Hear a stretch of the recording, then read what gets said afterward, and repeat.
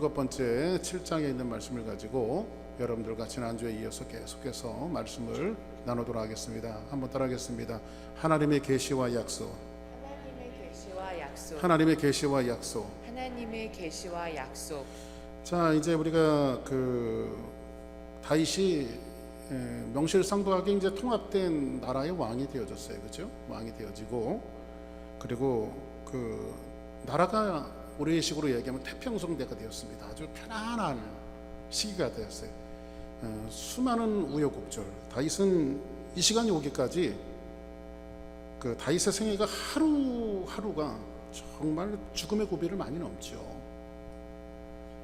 사울에게 쫓기게 되어지면서 여기저기, 그리고 블레셋까지 망명하고, 나왔다가 또 블레셋 또 망명하고, 또 광야로 헤매고, 죽음의 고비를 넘을 뿐만 아니라 천신만고 끝에 이제 헤브론에서 그 유다의 왕이 되어지면서도 그 북이스라엘과 대치하면서 수많은 그 어려움들과 또 역경을 견뎌내면서 이제 명실상부하게 통합의 왕이 되어졌는데, 하나님께서 그 다윗에게 뭘 허락하셨냐면 태평성대를 허락하셨어요. 아주 편안한 이제 때를 허락하셨습니다. 그래서 여러분들 이 말씀을 좀 보면서 제가 느낀 것은 복 중에 최고의 복이 뭘까요? 바로 평안한 것 같아요. 그래서 이스라엘 사람, 히브리 사람들은 모일 때마다 사람들이 인사하는 거 샬롬 하고 인사했어요. 근데 평안을 비는 거예요. 그래서 옆에 분들하고 한번 인사하시거나 살롬. 샬롬. 죽일 놈이 아니라 살롬입니다. 그죠? 그래서 저는 이렇게 각 문자 같은 거 보낼 때마다 항상 살롬 그럽니다. 평안을 비는 거예요. 아무리 여러분들은 은행에 몇백억을 몇천만 불을 쌓아놓고 부동산이 여기저기 있고 그렇게 많이 있다 할지라도 평안을 누리지 못한다면 사람이 아무것도 아니죠. 그래서 오늘 말씀해 보니까요, 성경은 뭐라고 말하냐면 이제 7장 1절에 보니까 이렇게 말합니다. 그 근거가 이렇게 이야기합니다. 여호와께서 주위의 모든 원수를 무찌르사. 누가 무찌러 주셨어요? 다윗을 위해서? 여호와께서 다윗을 위해서 모든 원수들을 무찔러 주셨어요. 할렐루야. 그러니까 여러분들, 우리가 원수들을 무찌르는 것이 아니라 하나님이 우리를 위해서 원수를 무찔러 줘야 돼요. 할렐루야. 그러면 하나님이 원수를 위해서 무찔러 주셨을 때에 어떤 역사가 벌어지냐면, 왕으로 궁에 평안히 살게 하실 때에, 이렇게 말해요. 평안히 살게 하실 때. 정말 파란만장한 이 삶을 다윗이 살았어요. 다윗은 아마 고난과 역경 속을 뚫어가면서, 그 칼날에서 쫓김을 당하면서, 망명하면서, 광야 생활을 하면서, 아휴, 내 인생에 진짜 평안함이 올까? 인생 자체가 이렇게 살다가 끝나는 것이 아닌가? 이런 생각을 다윗이 왜 안 했겠어요? 사람인데요. 그렇죠? 근데 다윗에게도 이렇게 꿈 같은 날이 오네요. 진짜 평안한 날이 오네요. 할렐루야. 여러분들 그런 생각하시죠?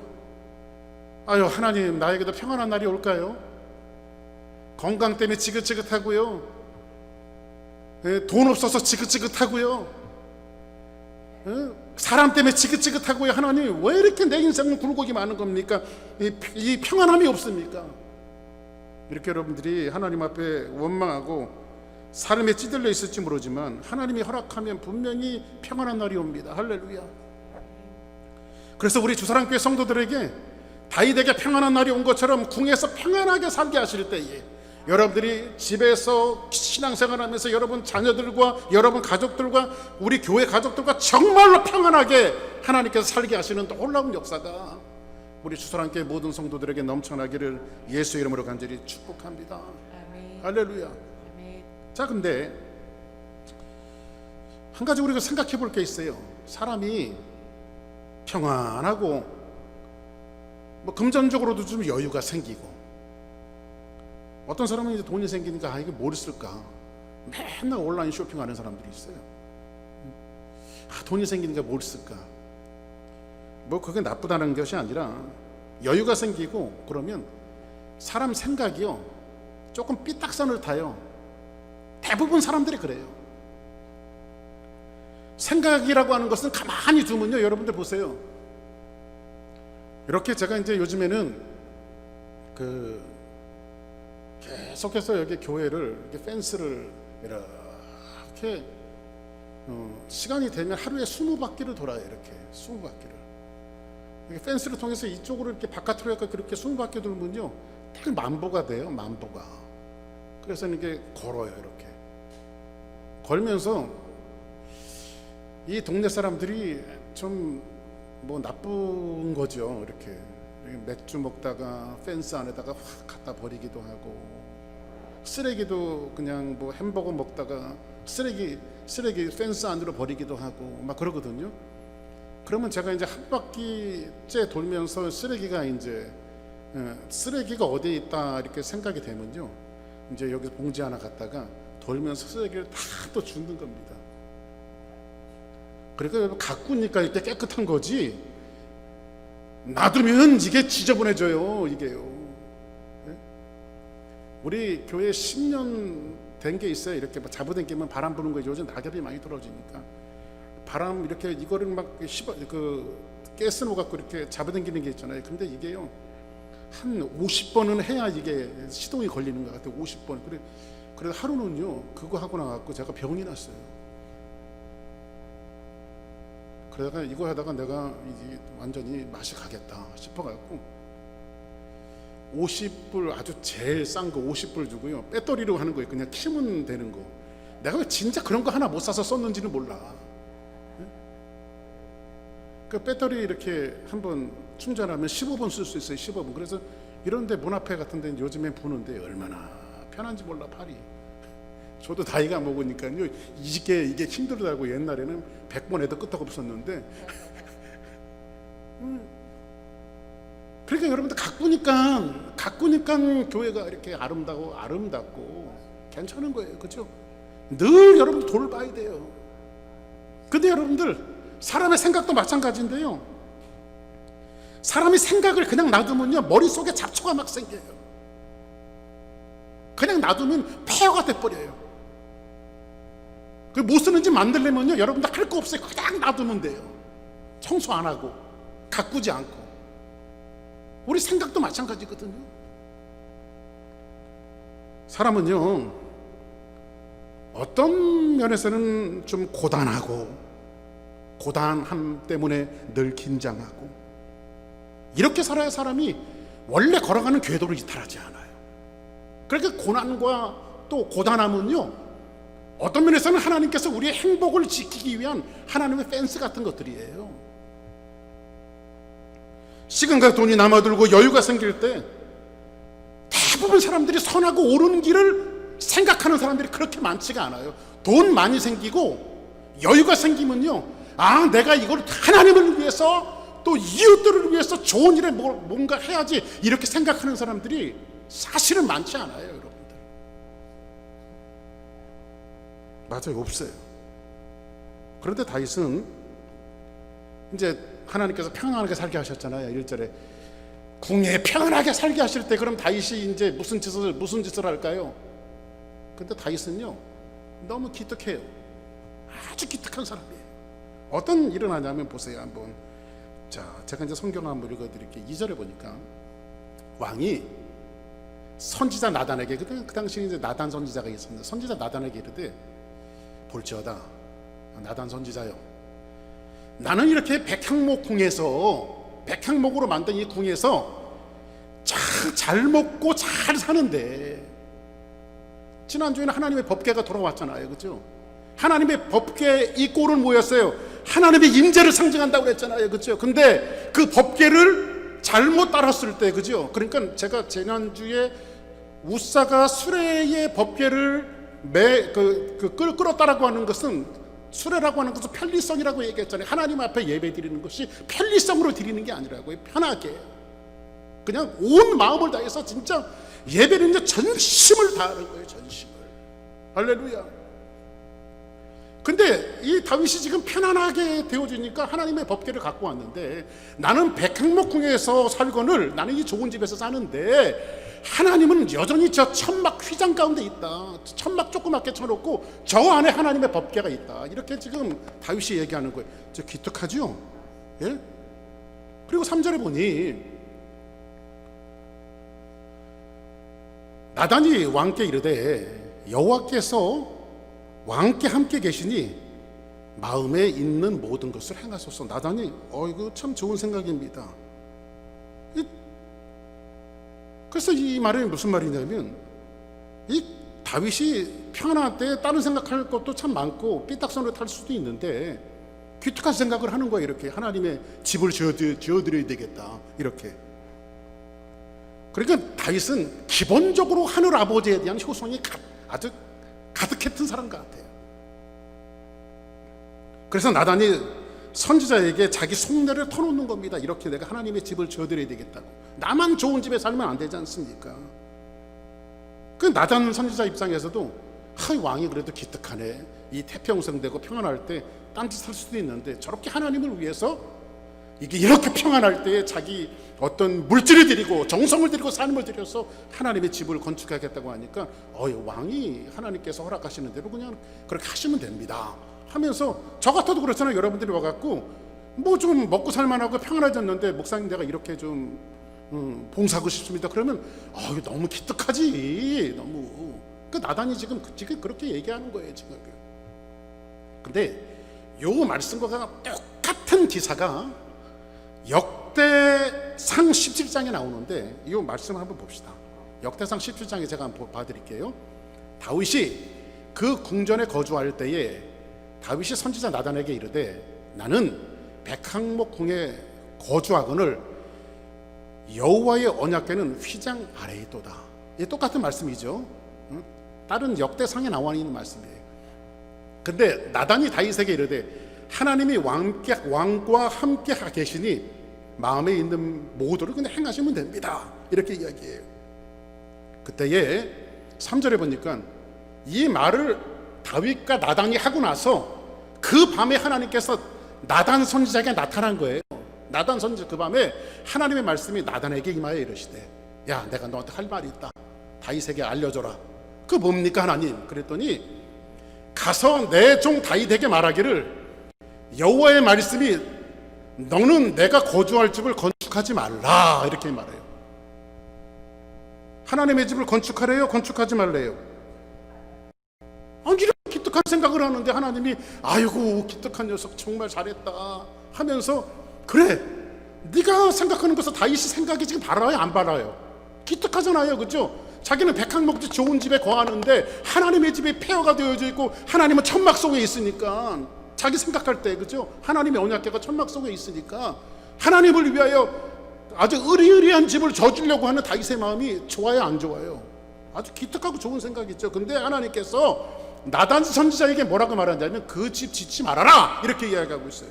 여기서 우리가 한 가지 저와 여러분들이 좀 생각해야 될 부분들이 있습니다. 그것은 뭐냐면 우리가 신앙생활을 할 때 이런 기특한 생각은 참 좋은 겁니다. 그러나 우리가 항상 기억해야 할 것이 있어요. 신앙생활의 원리예요. 이것은 뭐냐면 여러분들이 기특한 생각을 하는 것보다 여러분들이 깊은 기도 가운데 하나님의 계획과 섭리가 무엇인지를 먼저 살피는 것이 더 중요해요. 선한 일보다 좋은 일보다 우리가 늘상 하나님 앞에 하는 일들이 하나님의 계획과 하나님의 뜻을 찾아서 하는 것이 훨씬 더 중요하단 말이에요. 우리가 좋은 일을 하는 것보다. 아멘. 그래서 우리가 여기서 이 지금 다윗이 여러 가지 우여곡절 끝에 하나님께서 평안해 주시니까 자기 의에 복받쳐서 내가 이제 이 정도면 뭐 하나님을 위해서도 내가 뭔가 좀 쓸 수 있어. 그 어떤 그런 있잖아요. 뭐 그런 사람들도 기특한 거죠. 이렇게 힘들고 어렵게 살아가다가 그런 분들이 있습니다. 힘들고 어렵게 살아갈 때 내가 좀 편안해지면 뭐 이렇게 하나님을 위해서 내가 모두 하겠습니다. 이렇게 하는 분들도 있는데 대부분 그런 분들은 안 하더라고요. 보니까. 근데 그렇게 하고 태평성대를 얻고 하나님이 물질을 주시고 모든 것을 주셨는데 그렇게 하는 사람들도 기특한 거잖아요. 근데 이게 어디서부터 나오냐면요, 이것도 자기 의로부터 나오는 거예요. 의. 내가 하나님 앞에 뭔가를 해드려야 되겠다. 그래서 사실은 여러분이 하나님 앞에 뭔가를 해드릴 것이 없어요. 사실은 신앙은 거기서부터 출발하는 겁니다. 자, 그러면 지금 다윗과 나단은요, 이런 대화를 하면서 사실 하나님 앞에 하나님의 뜻을 구하는 기도나 하나님 앞에 묻지를 않고요, 자기 의와 열심으로 다윗이 그렇게 얘기하니까 나단도 좋습니다. 당신이 행하는 대로 행하소서. 이렇게 지금 대답했는데, 여기서 하나님께서는 나단에게 정확하게 말하는 것은 어떤 이야기를 하시는 거예요? 너 다윗에게 가서 얘기하는데 나를 위해서 집 질 생각하지 말아라. 그 집 지을 필요가 없다. 평안한 시간에 하나님을 위해서 이렇게 기특한 생각을 할 사람도 많지가 않은데 하나님은 이런 자의 모든 것을 거절해버려요. 그러면서 오늘 본문은 하나님께서 원래 하고 싶었던 말씀, 그 내용을 오늘 7장에서 이야기하고 있어요. 원래 하나님의 계획과 하나님이 원래 하고 싶었던 말씀을 이 말씀을 통해서 지금부터 하고 있어요. 그 말씀이 뭐냐면 똑같은 말씀이에요. 자, 보세요. 그 밤에 여호와의 말씀이 나단에게 임하여 이르시되, 가서 내 종 다윗에게 말하기를, 여호와께서 이와 같이 말씀하시되 내가 나를 위하여 내 살집을 건축하겠느냐. 네가 나를 위해서 내 살집을 건축해 주겠다고? 이 얘기예요. 그죠? 근데 내가 이스라엘 자손을 애굽에서 인도하여 내던 날부터, 그러니까 하나님께서 이스라엘 민족을 출애굽시키던 날부터 오늘까지 나는 집에 산 적이 없다. 장막과 성막 안에 다녔나니, 이렇게 말해. 장막과 성막 안에 다녔나니. 그죠? 자, 봅시다. 이 장막과 성막 안에 다녔다라고 하는 것은 하나님께서 이렇게 표현하는 거예요. 보세요. 하나님께서 이스라엘 민족 목자들이 언젠가 여러분들 그 시편 23편을 제가 설교하면서 말씀드렸는데, 주변에서 이렇게 양을 먹이다가 목자들이 먼 길을 떠날 때가 있어요. 보조 목자들을 데리고요. 그러면 그때는 반드시 뭘 준비하냐면요, 천막을 준비해서요, 양들을 데리고 먼 길을 떠나요. 그리고 그 풀들을 먹게 하죠. 근데 한 달이 걸리고 두 달이 걸릴 수 있어요. 근데 이때 양들이 부쩍 자라요. 그러면 그 양들을 지키는 목자들은 어디에 지금 거주합니까? 천막 안에 거하죠. 천막 안에 거하면서 천막 안에서 자구 먹고 하면서 지금 뭘 살피고 있는 거예요? 양들이 토실토실 살이 찔 수 있도록 그 양들을 지금 살피는 역할을 하는 거예요. 그런데 지금 하나님께서 뭐라고 말씀하시냐면, 나는 지금까지 집에 거주한 적이 없고 장막과 성막 안에 다녔다라고 하는 것은, 나는 너희들의 목자가 되어져서 너희들 가운데 있었다 이거예요. 너희들 가운데 너희들을 목양하고 너희들을 먹이고 너희들을 살찌우고 너희들을 인도하는 그 부분 속에 있었지, 내가 집에 산 적이 없다. 지금 그 말씀을 하시는 거예요. 지금 하나님께서 말씀을 통해서 원래 하시고자 하는 의도를 하나님께서 나단에게 전달하시는 거예요. 그래서 양떼들 틈에 있었던 누구를, 다윗이 지금 무슨 출신이에요? 목동 출신이잖아요. 그렇죠? 목동 출신이었던 다윗을 하나님께서 일찍이 불러서 수많은 세월을 거쳐서 이제 왕이 되기 전에 하나님께서 아주 어릴 때 그를 불러서 기름 부어서 하나님께서 그를 왕으로 내정을 하시죠. 사무엘을 통해서. 근데 그렇게 내정하시는 것은 뭐냐면, 다윗이 잘나서가 아니라 하나님께서 그 목양의 시스템을 잘 이해할 수 있도록 설명할 수 있는 것이 다윗이기 때문에 그래요. 다윗이 누구보다 지금 다윗이 지금 하나님께서 이 말씀을 듣고 나중에 보니까요, 이 말씀을 목동 출신이라 이것을 언더스탠해요. 진짜 정말로 잘 받아들여요, 다윗이요. 그렇게 말씀을 전하면요, 이거를 잘 언더스탠하는 것도 굉장히 중요해요.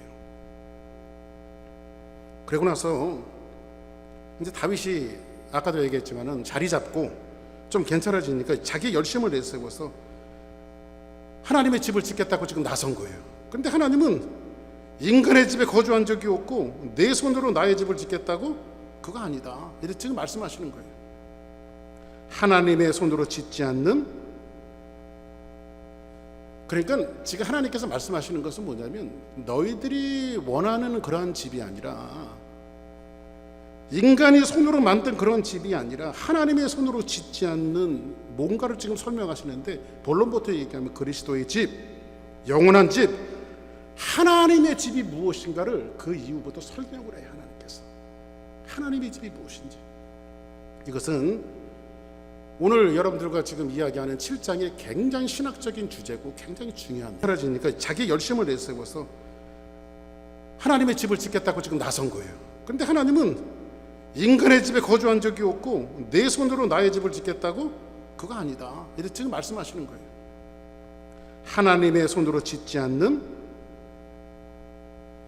그러니까 지금 하나님께서 말씀하시는 것은 뭐냐면 너희들이 원하는 아니야 말아야. 자 보세요. 내가 너희들 지파들 중에 하나를 불러서 너희들 백성들에게 너희들은 왜 내 집을 짓지 않느냐고 내가 말한 적이 있느냐 지금 얘기를 하시는 거죠. 나는 그런 명령 내린 적도 없다. 지금 그렇게 말씀하시는 거죠. 그리고 나서 8절에 보니 그러므로 이제 내 종 다윗에게 이와 같이 말하라. 만군의 여호와께서 이와 같이 말씀하시기를 내가 너를 목장 곧 양을 따르는 데에서 데려다가 내 백성 이스라엘의 주권자로 삼고 네가 어디서 왔는지 알지? 너 원래 목동 출신이었는데 그 목동 출신을 내가 늘 데려다가 이스라엘에 너를 주권자로 삼는 것은 네가 잘나서도 아니고 네가 멋있어서도 아니고 이 자리에 목동 출신인 너를 보잘것없는 너를 이 자리에 세운 건 바로 나다. 이것을 지금 다윗에게 얘기하시는 거죠. 하나님께서.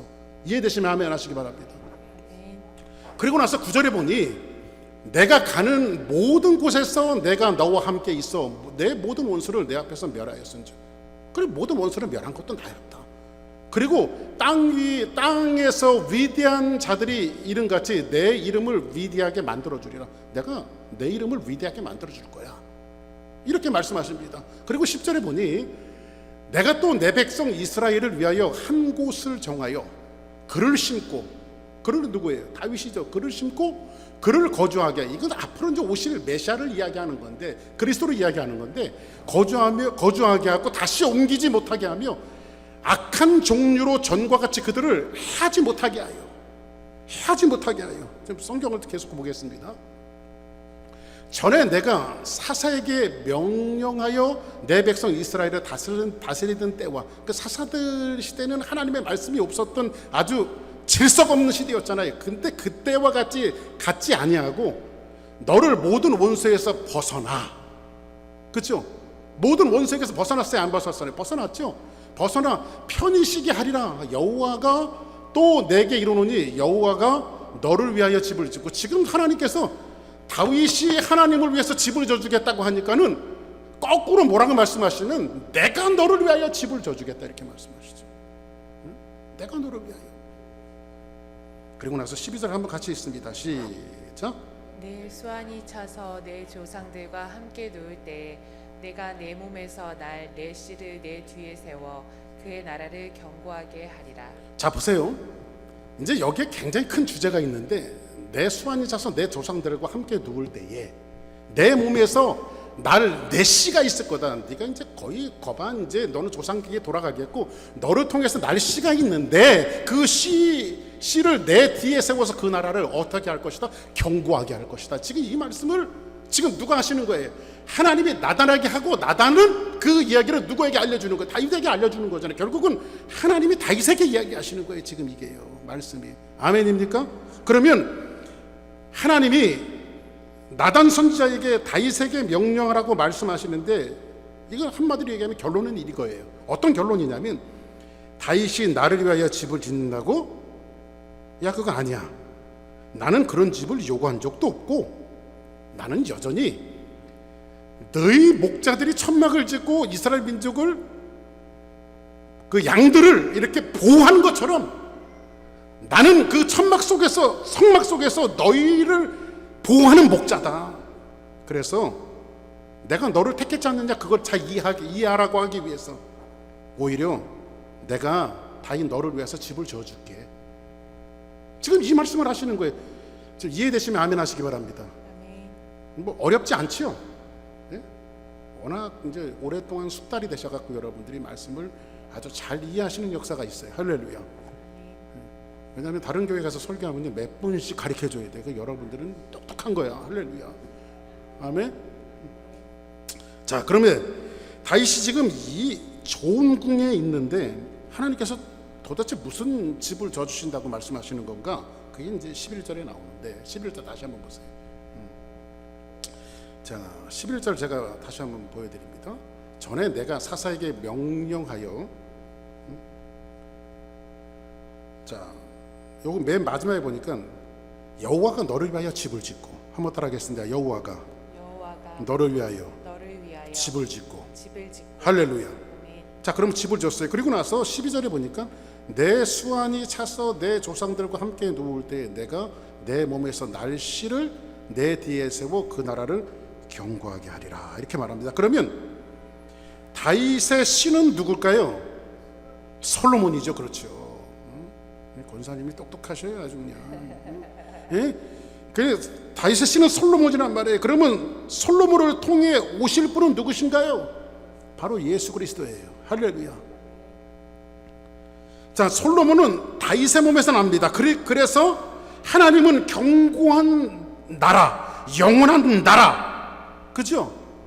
시간이 흘러도 무너지지 않는 나라, 손으로 짓지 않는 나라, 하나님의 나라에 왕국에 대한 소망과 꿈을 누구에게 주시는 거예요? 지금 다윗에게 주시는 거예요, 지금 하나님께서.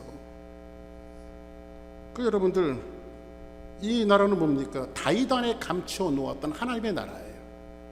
그 여러분들, 제일 중요한 게 뭐예요? 여러분들? 높은 산이 거친 들이 초막이나 궁궐이나 내 주 예수 모신 곳이 그 어디나 하늘나라. 10년이 가난한 자는 복이 있나 천국이 저들의 것이며 의를 위하여 박해를 받는 자는 천국이 그들의 것입니다. 할렐루야. 여러분들, 우리가 천국 소망을 갖고 살아가는 것들이 얼마나 귀한지 몰라요. 한번 따라하겠습니다. 우리에게는 천국이 있다. 지금 다윗에게 무슨 비전을 보여주시는 거냐면, 너는 죽지만 너의 씨를 통해서 하나님의 나라가 건설이 될 것인데 이것은 무너지지 않고 허물어지지도 않고 영원한 나라다. 천국에 대한 소망을 주실 뿐만 아니라 이 땅에 교회가 탄생돼서 많은 영혼들이 돌아올 것에 대해서 하나님이 지금 다윗에게 예언하시는 거란 말이에요. 그래서 여러분들, 우리는 죽음이 두렵지 않잖아요. 왜 그럴까요? 천국이 있기 때문에 그래요. 제가 한 주간 또 저는 이렇게 찬양 하나 이렇게 필이 받으면요, 그걸 몇 번씩 계속해서 또 봐요. 그렇게. 근데 한 주간 여러분들, 요즘에 누굽니까? 한국의 나훈아 씨가 요즘에 콘서트를 해갖고요, 아주 굉장히 나라가 사람들이 역시 나훈아다. 그래가지고 거기 나오는 노래 중에 음원 차트로 싹쓸이한 게 있는데 테스형이라는 노래가 있어요. 소크라테스 형. 근데 거기 가사에 보니까 이런 가사가 있어요. 가보니까 소크라테스에게 묻는 거예요. 가보니까 천국은 있던가요? 테스형, 소크라테스형. 이게 그러니까 나훈아가 묻는 거예요. 소크라테스형, 당신이 먼저 천국에 저 세상에 갔는데 어떤가요? 근데 거기 갔더니 천국은 있던가요? 진짜 있던가요? 이걸 묻는 거예요. 그러니까 나훈아 씨는 이게 천국이 있는 걸 모르는 거예요, 아는 거예요. 그 남진이라고 하는 분이 이제 교회 예수 그리스도를 영접하고 교회 집사님이 되고 지금 장로님이 됐어요, 그분이. 근데 남진하고 나훈아는 옛날부터 라이벌이잖아요, 라이벌. 그래서 어떤 분이 기독교적인 관점에서 최후의 승리는 남진이다 그랬어요. 왜냐하면 나훈아는 천국이 있는지도 없는지도 모르고 테스 형한테 물어봤는데 남진은요 천국이 있다고 고백해요. 그 찬양을 제가 한 4분 정도 되는데요, 리프레시하게 여러분 찬양을 한번 들려드릴게요. 방송실 한번 이 찬양 한번 들려주시기 바랍니다. 남진 장로님이 자기네 교회에서 특송한 찬양인데, 제가 이 찬양 듣고 은혜 받았잖아요. 한번 같이 한번 봅시다.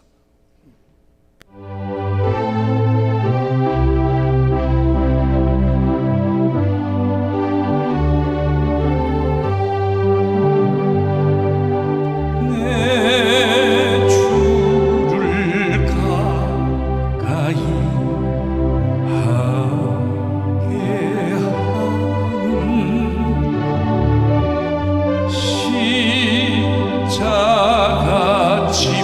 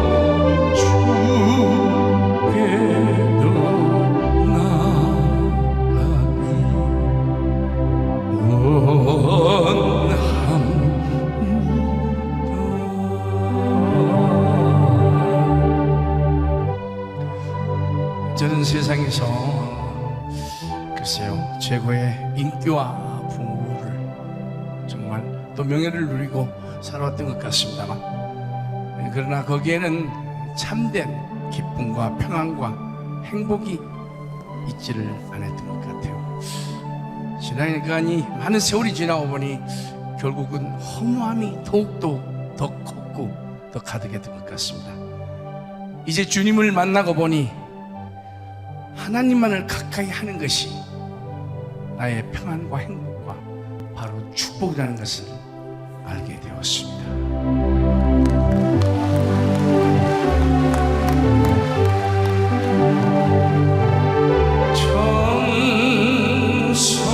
천성에 가는 길 험하여도 생명길 되나니 천사를 부르니 늘 찬송하면서 주께로 나가길 원합니다.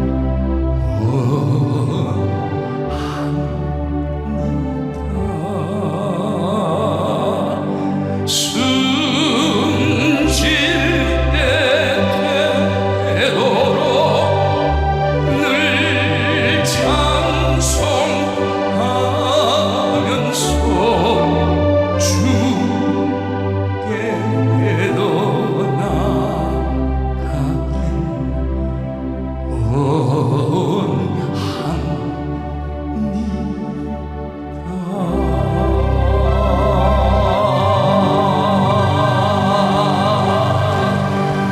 박수 한번 쳐주세요. 우리도 내려주시기 바랍니다.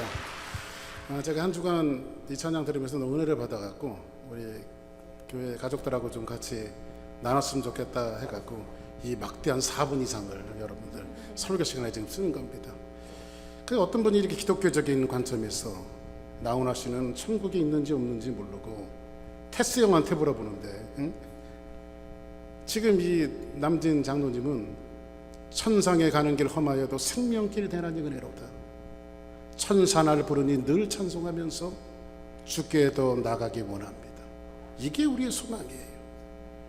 지금 다윗이 이 땅에 하나님의 집을 지어주겠다고 그러는데, 나는 너희들이 손으로 지은 그 집에 사는 게 아니라 난 너희의 목자가 될 것이고 내가 너희를 위해서 집을 지어줄게. 근데 그 집은 영원히 무너지지 않는 집이며 쇠하지 않는 집이며 너희의 구원을 일으키는 집이며, 근데 적게는 이 땅에 교회 공동체를 만들어서 사람들이 버린 그리스도 그 돌을 버린 돌을 취해서 머릿돌을 만들어서 교회를 만드신 것처럼 그 교회를 통해서 너희들을 불러낼 것이고, 그 교회가 나중에 하나님의 천국에 이르게 될 것이라고 하는 거룩한 비전을 지금 누구에게 보여주고 있냐면 다윗에게 지금 보여주고 있는 거예요. 그거를요. 할렐루야. 그리고 나서 한 가지 더 약속하죠. 그 약속은 뭐죠? 사울은 잘못하고 죄를 지어서 하나님께서 그 죄를 물어서 폐기 처분했지만은 다윗 너도 걸어가는 길에 실수가 있을 것이고 어떤 면에서 보면 사울보다도 더 험악한 죄를 지을 것이 있는데 너만큼은 너의 집은 내가 이제 다시는 폐기 처분하지 않을게. 그러나 내가 할 것은 다만 징계할 것이다. 내가 잘못하면 징계할 것인데 너는 폐기 처분하지 않을 것이다. 이게 구원이에요, 여러분들. 하나님 앞에 인치심을 받고 구원받은 사람은 우리를 폐기 처분하지 않고, 여러분들이 실수할 수 있고 넘어질 수 있고 쓰러질 수 있지만 우리는 폐기 처분이 안 돼요. 때로는 하나님께서 우리를 징계하시기 때문에, 왜냐하면 징계하시는 자가 뭐예요? 참 아들이잖아요, 그죠? 우리를 징계하셔서 바른 길로 인도하시고 목자가 되셔서 우리를 인도하실 것이라고 하는 하나님께서 다윗을 향한, 또 하나님께서 여러분들을 향한 자기 선언이에요. 하나님께서 너희들 목자가 될 것이라고 하는 게. 할렐루야. 어떤 불고기의 인생을 걸어가나요? 우리 마태복음에 보니까 여러분 잘 아시는 거죠? 마태복음에 보니까 한번 넘겨주시기 바랍니다. 자, 마태복음에 보니 이런 말씀이 있어요. 마태복음 1장입니다. 제가 읽어드립니다. 아브람과 다윗의 자손 예수 그리스도의 계보라. 아브람이 이삭을 낳고 이삭이 야곱을 낳고 야곱이 유다와 그 형제를 낳고 유다는 다말에게서 베레스와 세라를 낳고 베레스는 헤스론을 낳고 헤스론은 람을 낳고 람은 아미나답을 낳고 아미나답은 나손을 낳고 나손은 살문을 낳고 살문은 나합에게서 보아스를 낳고 보아스는 노덱에서 오벳을 낳고 오벳은 이새를 낳고 이새는 다윗 왕을 낳으니라. 다윗은 우리아의 아내에게서 누구를 낳고 솔로몬을 낳고, 그렇죠? 솔로몬을 낳고. 그리고 쭉 맨 마지막에 가보면 야곱은 마리아의 남편 요셉을 낳았으니 마리아에게서 그리스도라 칭하는 예수가 나니라.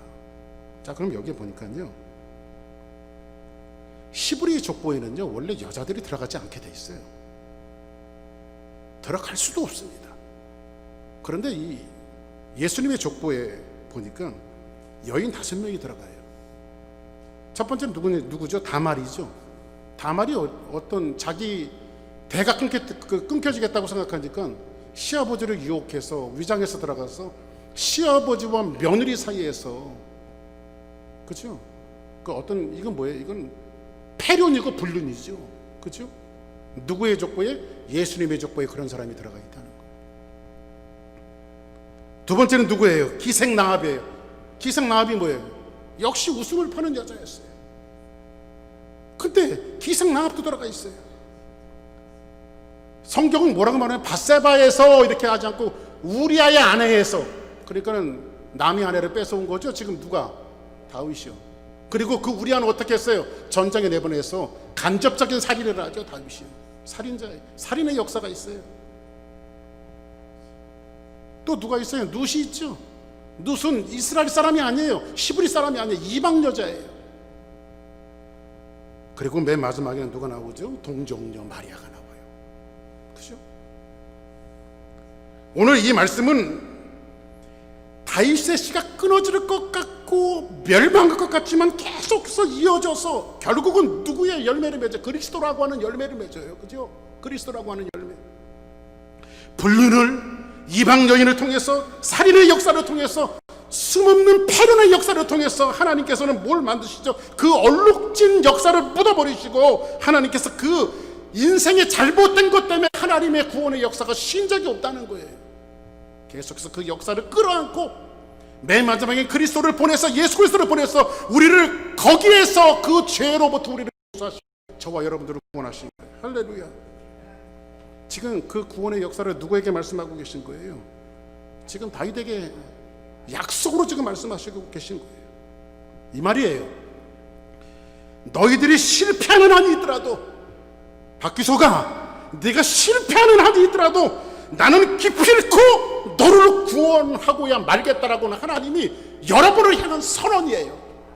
아무리 나가보세요. 하나님이 여러분들이 얻은 구원에 대해서 하나님은 실패하지 않고 그 구원을 이루시겠다라고 하는 자기 선언이 이미 여러분들에게 되어진 거예요. 할렐루야. 나 구원받았네, 너 구원받았네. 할렐루야. 우리 다 구원받은 하나님의 사람들 아닙니까?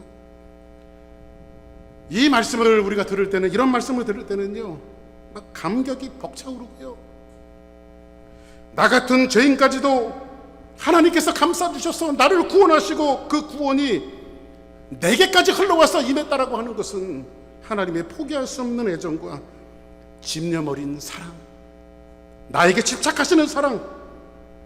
그래서 여러분들, 우리는요, 한번 따라하겠습니다. 자잘하고 낭망하지 마세요. 할렐루야. 우리는 여러분들 자절하고 낭망할 필요도 없어요. 왜냐하면 어떻게 하나님이 이루신 구원인데, 그렇죠? 어떻게 하나님께서 나에게 이루신 구원인데 우리가 자잘하고 낭망할 수가 있어요? 몇 절만 더 보고 오늘 시간을 마치겠습니다. 오늘 14절에 보니까 이렇게 얘기합니다. 나는 그에게 뭐가 되고? 아버지가 되고,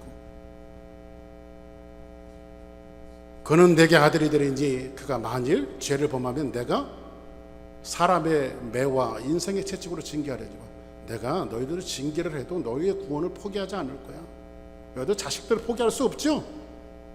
징계를 하더라도 그 말씀을 지금 하고 계신 거예요.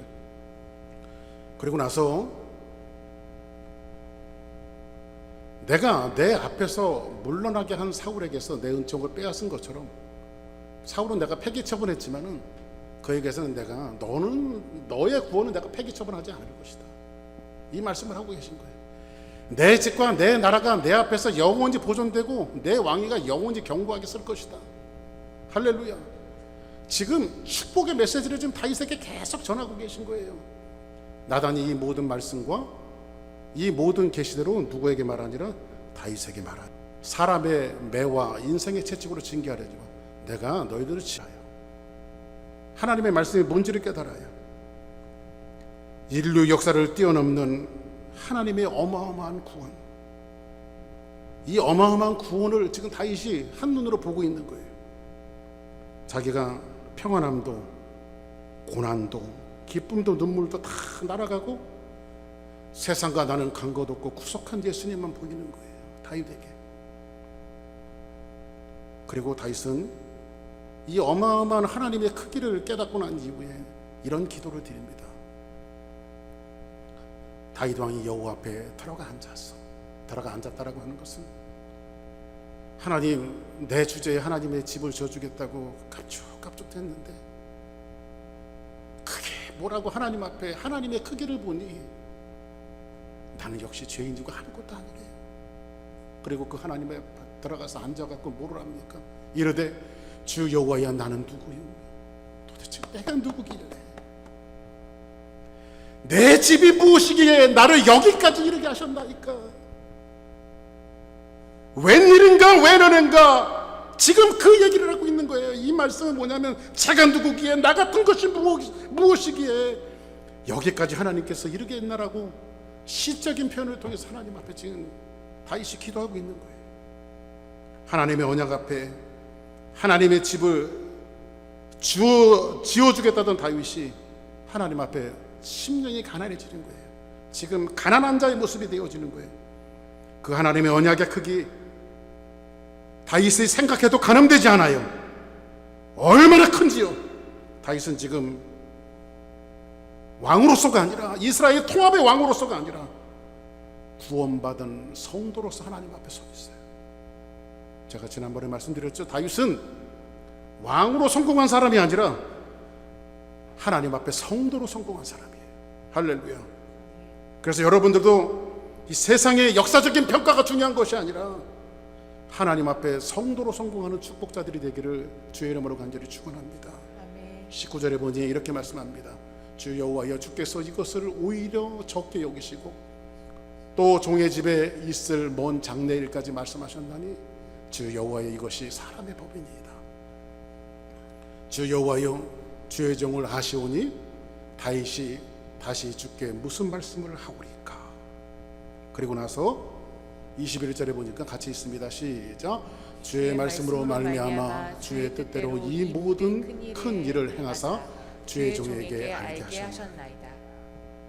그리고 나서 다윗이 이렇게 하나님 앞에 기도하고 난 이후에 맨 마지막에 가서는요, 다윗이 하나님 앞에 복을 구하면서 이 말씀이 맞춰져요. 복을 구하면서 맨 마지막 29절 한번 같이 우리 복을 구하는 마음으로 다윗의 마음을 가지고 같이 또박또박 같이 한번 있습니다. 시작. 이제 청하건대 종이 집에 복을 주사 주 앞에 영원히 있게 하옵소서. 주 여호와께서 말씀하셨사오니 주의 종의 집에 영원히 복을 받게 하옵소서 하니라. 하나님의 계시와 약속을 깨닫고 다윗이 구한 복이 무엇이었나요? 다윗이 구한 복이 뭐였나요? 이제 청하건대 종의 집에 복을 주사 뭐예요? 주 앞에 영원히 있게 하옵시고.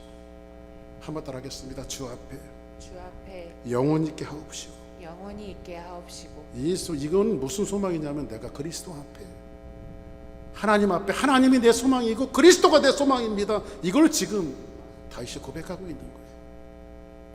오늘 말씀을 정리합니다.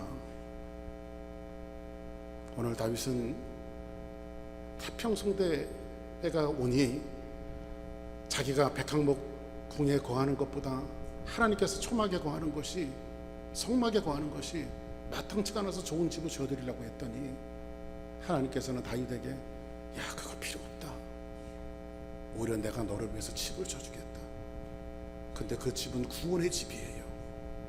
천성의 집이에요. 사람이 손으로 지은 집이 아니에요. 영원한 하나님의 집이에요. 그리고 다윗이 그 소망을 품고 다 같은 죄인이 뭐라고 하나님께서 그 의리의리한 집을 영원한 소망을 내게 주십니까? 라고 하는 소망을 가슴속에 안고 성도로서 하나님 앞에 고백하는 말씀으로 하나님 앞에 복을 구합니다. 우리 주사랑 성도들도 정말 우리가 하나님 앞에 해드릴 것이 아무것도 없어요. 그냥 여러분들이 하는 모든 봉사와 드리는, 여러분의 몸을 드리고 마음을 드리고 예물을 드리는 그 모든 것들이 정말 하나님의 은혜 감사해서 감사로 드리는 것이 되어야지 여러분들이 하나님 앞에 할 수 있는 것은 없어요. 왜? 하나님이 그 크기와 그 넓이와 우리를 위해서 작정하신 하나님의 구원이 너무 어마어마하기 때문에 그래요. 이 소망을 여러분들만 가슴에 안는 것이 아니라 이 소망을 여러분의 주변의 사람들에게 공유하고 이 소망을 나눠주고 그리스도가 소망이 되어지는 이런 놀라운 축복의 역사가, 그리고 그리스도를 전달하는 놀라운 역사가 우리 주사랑 모든 성도들에게 넘쳐나기를 주의 이름으로 축복합니다.